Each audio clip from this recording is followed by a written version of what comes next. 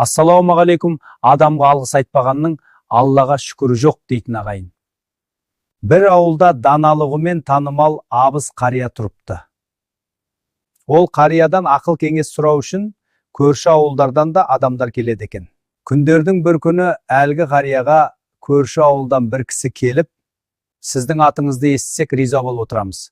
Сіздің алдыңызда қарыздар екенімізде рас. Осы беделіңізді ескере отырып, үйге арнайы қонаққа шақырғалы келдім дейді. Қария қарсы болмай, шақырған жерге баруға келіседі.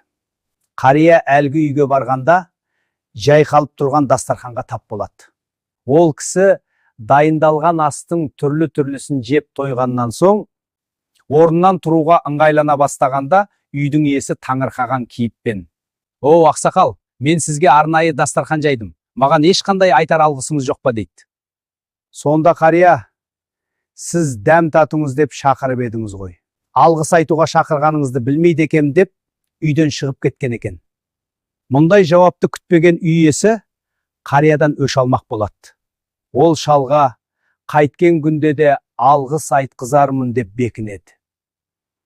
Күндердің бір күні жаңбыр қатты жауып тұрғанда, әлгі қария үйге кіріп келіп: "Далада қатты жаңбыр жауып тұр. Маған қол шатырыңызды бере тұрасыз ба?" дейді. Иесі сәті түскен мүмкіндікке қуанып, сыпайы түрде қарияға қол шатырын ұстатып жібереді. Осы жолы міндетті түрде алғысын аламын деп ойлайды. Бірақ қария қол шатырды өзі әкелмей, шәкіртінен беріп жібереді. Шәкірті де ұстазы сияқты еш алғыс айтпай қол шатырды ұстатып кете беріпті. Араға бірнеше күн салып, қариямен бір үйде дастархандас болып қалады. Мәселені шешетін уақыт келді-ау деп әңгімені бастайды.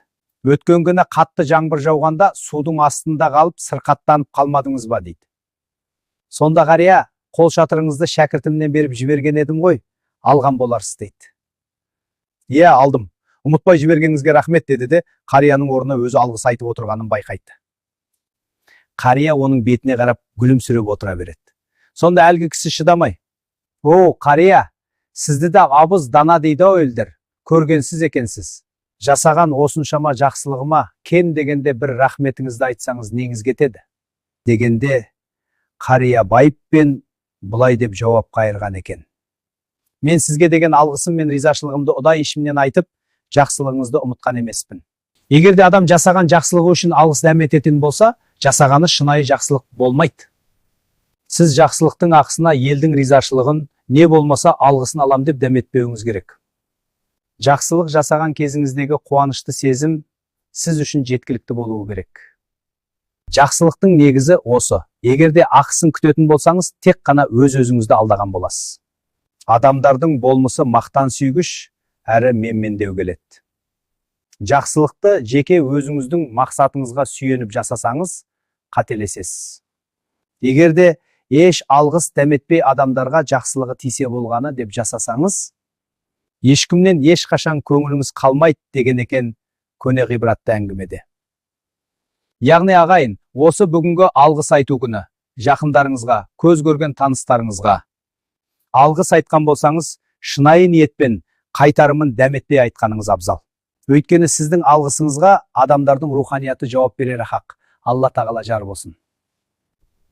Ата, қымыз ішіңіз. Рахмет балам, Алла тілеуіңді берсін.